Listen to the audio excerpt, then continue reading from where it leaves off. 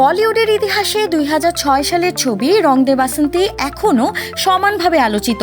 মুক্তির পর থেকে ছবিটি শুধু একটি সিনেমা নয়, বরং এক প্রজন্মের কাছে আন্দোলনের প্রতীক হয়ে উঠেছিল।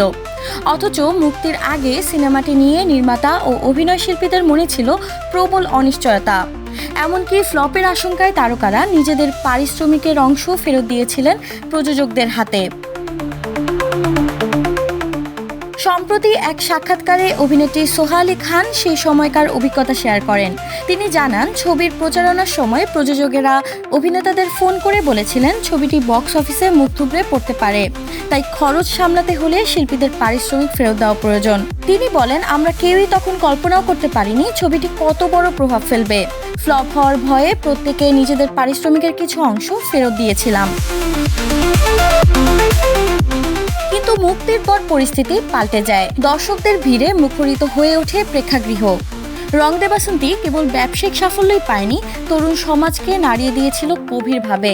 দেশপ্রেম, দুর্নীতিবিরোধী আন্দোলন এবং প্রতিবাদের ভাষা হিসেবে সিনেমাটি এক নতুন মাত্রা তৈরি করে। চলচ্চিত্র সমালোচকরা মনে করেন ছবিটি বলিউডে নতুন ধারার সূচনা করেছে এবং ভারতীয় সমাজ রাজনীতিতে তরুণদের দৃষ্টিভঙ্গি পাল্টে দিয়েছে। এ কারণেই সিনেমাটি কাল্ট ক্লাসিকের মর্যাদা লাভ করে।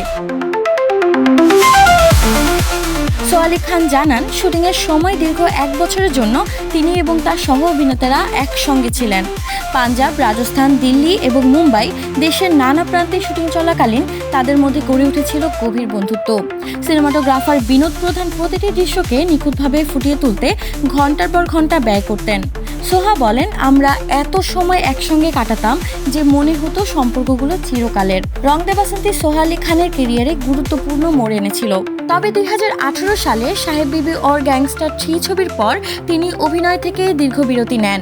কয়েক বছর পর আবারও নতুন চমক নিয়ে ফিরেছেন দর্শকদের কাছে। বর্তমানে অ্যামাজন প্রাইম ভিডিওতে মুক্তি পেয়েছে তার নতুন ছবি ছড়ি 2।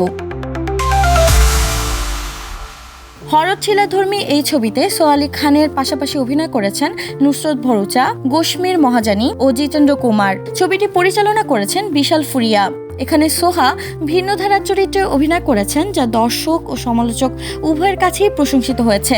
যে ছবিকে ঘিরে মুক্তির আগে প্রযোজক অভিনেতাদের মধ্যে ছিল ভয়, সেটি আজ বলিউডের ইতিহাসে এক অনন্য মাইল ফলক।